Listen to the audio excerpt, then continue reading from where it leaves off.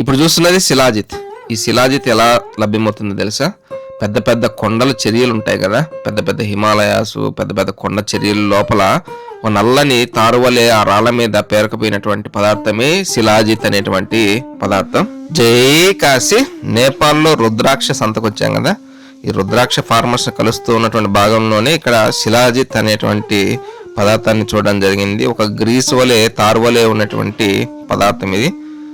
అందరూ కూడా ఇక్కడ చాలా ఎక్కువగా సేవిస్తారు.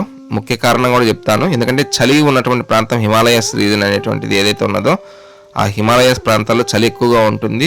వేడిని ఉత్పత్తి చేసుకోవడానికి సహజంగా లభ్యమైనటువంటి న్యాచురల్ పద్ధతిలో ఈ యొక్క శిలాజిత్ని వాడతారు. ఎందుకంటే చలికాలంలో దీన్ని వాడడం వల్ల ఉష్ణోగ్రత పెరుగుతుంది శరీరంలో, దానివల్ల చలికి తట్టుకునేటువంటి సామర్థ్యం కలుగుతుంది. అలాగే ఇక్కడ ఎక్కువ ఈ చలిని తట్టుకోవడానికి హోమ్ మేడ్ రమ్ అనేది తయారు చేసుకుంటారు. మన తెలుగు చెప్పాలంటే సారా లాంటిది. సో అది తర్వాత విషయం, సెకండరీ మ్యాటర్ అనమాట. దాని గురించి కంటే కూడా ఇక్కడ కనబడుతున్నటువంటిది ఏదైతే డబ్బా ఉన్నాయో అవి శిలాజిత్ అనమాట. ఈ శిలాజిత్తులు ఇక్కడ బాగా దొరుకుతూ ఉన్నాయి మనం ఉన్నటువంటి ప్రాంతాలలో. కాకపోతే ఎటువంటి ఆలోచన లేదు, శిలాజిత్ అమ్మాలనేటువంటి భావన ఏమాత్రం లేదు. కాకపోతే ఇది ఎలా ఉంటుంది, ఏ విధంగా పనిచేస్తున్నటువంటి విధానం గురించి చర్చించాలనేటువంటిదే ప్రయత్నము.